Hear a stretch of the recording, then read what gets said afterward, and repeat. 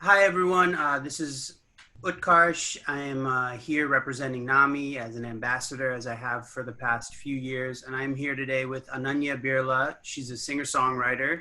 She's been sort of, I guess, locked down in the US in Los Angeles. And we're going to chat a little bit today. It's Minority Mental Health Month. And we thought we'd come together and have a little conversation for you guys and connect with each other. We've never met before. It's a pleasure to meet you. Likewise, thank you, Utkarsh, and thank you to Nami for this opportunity. Like you said, I am a singer-songwriter born and raised in India, Bombay, and it's always been it's always been a dream to go global with my music. And I'm super grateful that my music has been taken very well in India, and it was time to come to LA. Like you said, the whole pandemic happened, so I got a little bit stuck, but it was all a blessing in disguise. Mental health and the conversation around that has been something that's been very close to my heart. I've had my own experiences, but I've been very, very grateful and lucky to have people around me, quote unquote caretakers, who understand me, and there's no stigma within my close family and friends. But when I look out there, there is so much pain. There are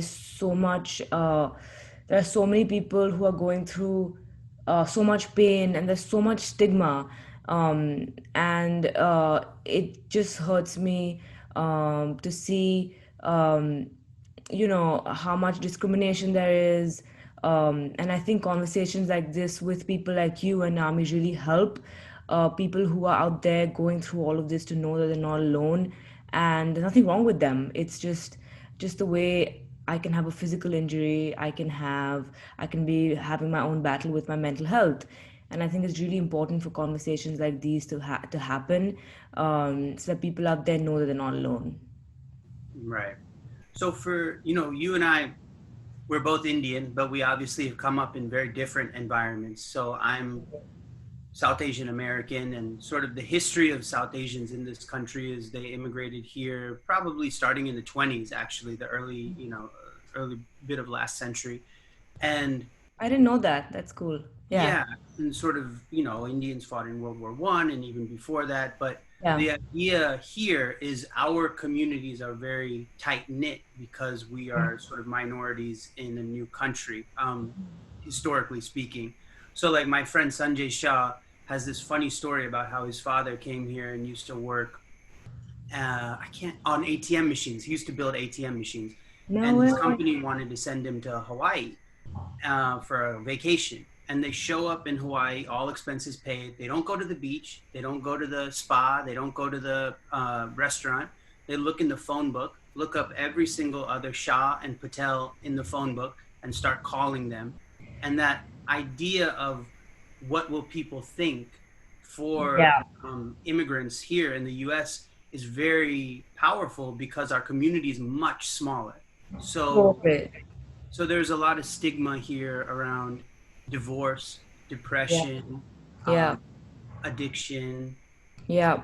all of sort of the hot button things that we live with. So I was Totally. wondering, as Yeah. somebody who grew up in Mumbai and in India, if there's, my experience is that in Yeah. India, the culture has moved and grown and sort of become much more progressive than it is in the States. And I'm just wondering if your experience of that Yeah. is, if that's correct, or if I'm just making it up. It's very interesting you're saying that, because it's 100% getting better, but it's nowhere close to where it needs to be. There's so much stigma.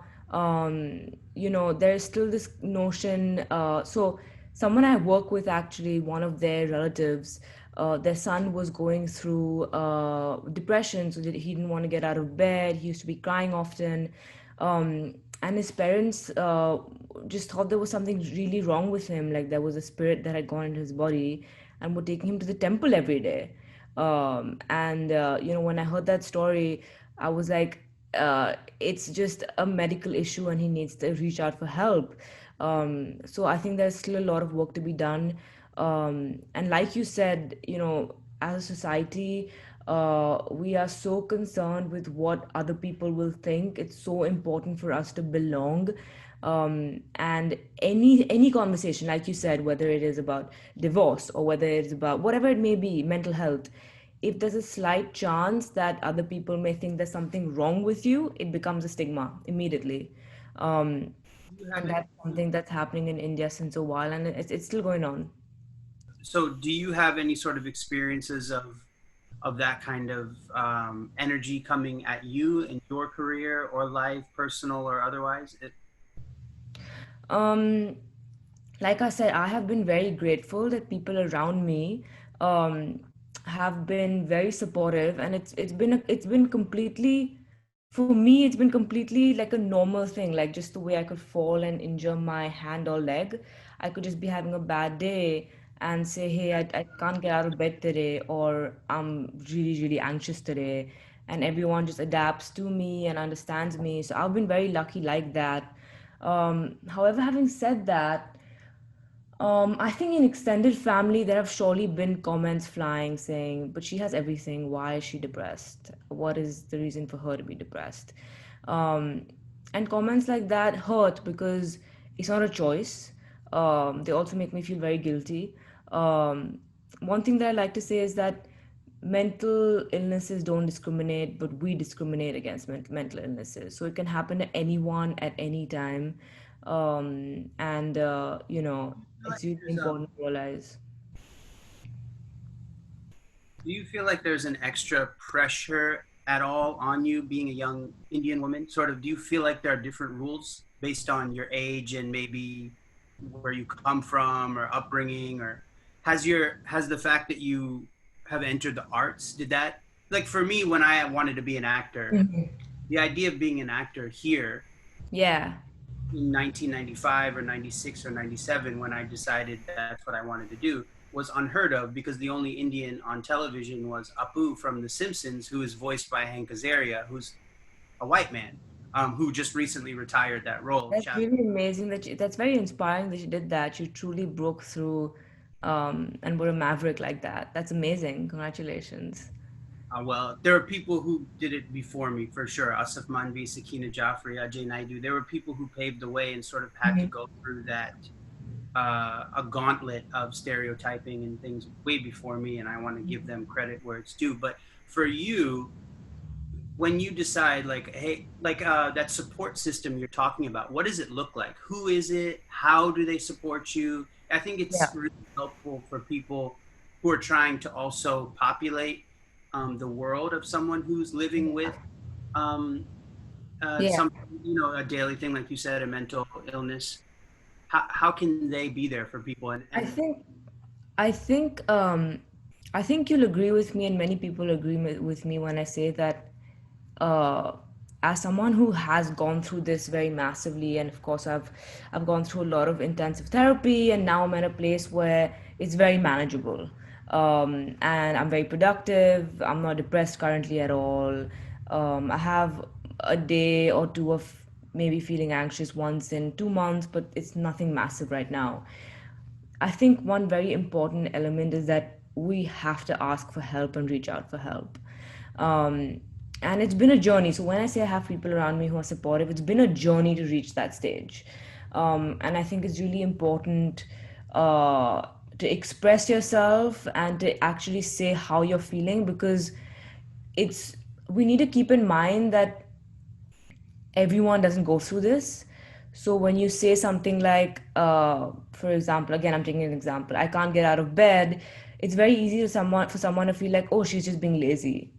Whereas for me, it's actually almost impossible to get out of bed. So it's really important to explain where you're coming from, and eventually everyone just comes around. So to answer your question, it's my parents, my siblings, my best friends, my team. When it comes to my team, for example, just the way you can fill in for sick leave if you have a physical ailment or sickness. You can also write in and ask for leave if you're going through any sort of mental battle. So I've tried to incorporate, providing that kind of support to people around me as well, and taking the role of a caretaker given everything that I've gone through. So I think you'd agree that it's surely a process, and it takes a while for people to come around. But once you reach that stage, it feels so nice to have that support, Yeah. especially because I'm in the arts, being a woman coming from India. Like how the whole thing goes, the society, what will people think? But it's just I've been able to really break through that. So I'm very grateful. Beautiful. And I can completely relate to the idea of like having sort of flare ups of spiritual the malady or feeling like days or Yeah. can be more tinged with sadness or anxiety. And it used to be that I would just surrender to the wave, whatever it wanted, I was going to do, and I had no control over it. Nobody sort of understood. It resulted in I would I maybe erratic is too strong a word, but certainly I would never know really from day to day what my mental. What you I totally understand that, and I think what you said right now of surrendering is the best way to look at it, and to So let go also, because we don't have control over it. yeah, so but well, what I've learned is that, like you said, I mean, there is a reason why those days don't happen as much as they used to for me. So there's like a daily practice, a routine. It started very simply with just like waking up and making the bed. And like Yeah. we talk about sort of taking people to temple as a means of healing them. And I don't begrudge that because I think faith is extremely important and powerful, but it's faith and work, right? It's faith and Yeah, totally. Yeah. No, 100%. I think what I was trying to say there was it was coming from a place of there's nothing wrong. There is something that's got into him, and God will be able to take this spirit out of the person. And that's what kind of bothered me. But I 100% agree with you that faith is so important. maybe God also like maybe God will, but also like Yeah. let's go see a doctor just in case. Let's Yeah. do both. Yeah. Yeah. Yeah. Totally. I agree with you. So my question to you then is sort of as an artist, as a musician, what is your sort of personal, if you have one, day to day mental, spiritual, emotional practice that kind of helps you stay balanced, right? Because Yeah. historically, right, in my past, I'm either at a -5 or I'm at a 15, but I'm rarely where most people survive in a happy place, which is a 6 or 7, right? So Totally. how do you sort of stay level for yourself from day to day? Yeah. So meditation has changed my life.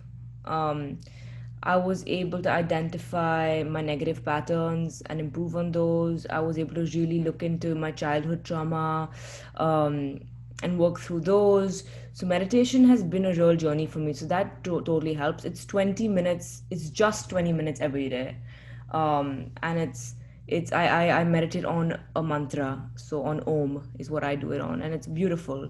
So I wake up and do that. Journaling has really helped me. So even if at night I'm like, I write it to God. So I say, "Hey, dear God," and then I write a message. Even if I say I am too exhausted to write today, good night, that's fine. But I need an outlet. I think you will agree. I think you'll be able to sort of agree that music has huge therapeutic value. This morning in itself, I was listening to some old songs by Usher. I just felt like it, and some Ed Sheeran songs, and it just made me feel so much better. Uh, Exercise helps massively, even if it is a walk with your dog. Mm, It doesn't have to be something really intense. It can just be a nice walk, just getting out there in nature, just fresh air. And then staying connected with people and not pushing people away. Because I don't know whether you have experienced this, but when I get into a state where I feel very low or demotivated, I tend to close up, right. um, and I start feeling like, oh, I may be a burden on other people. I don't want to get in the way, and that just makes everything worse. Not just for me, but people I love, because they get worried. What's going on with her? Why is she not? We want to be there for her, but I have completely shut down, and that has been another pattern which I have been working on, which is, it's okay that I feel this way. this will pass, but I should not stop my life. I should still continue with my life. Um, and then one more thing that I used to do was if I feel really down, or if, like you said, if I'm a -5, -10, or 15, I would just throw myself into studio, and just put all my emotions out, which has helped again, but it's very important to keep that balance going. So these are a couple of things that have helped me. Good food, good diet really helps.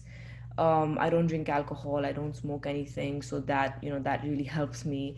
And sleep. Oh my God, I you, I think you'd agree. Going to bed on time and waking up on time as much as possible uh, is really really important. And I know with studio life, like it goes on till 3 a.m., 4 a.m. Sessions go on till really long, but it's really important to have that sleep in place. Um, but would you agree with me that I think music has played a very integral part for you as well? So what does music do for you? Because it, I, it's for me, yeah. it's a release, and we can.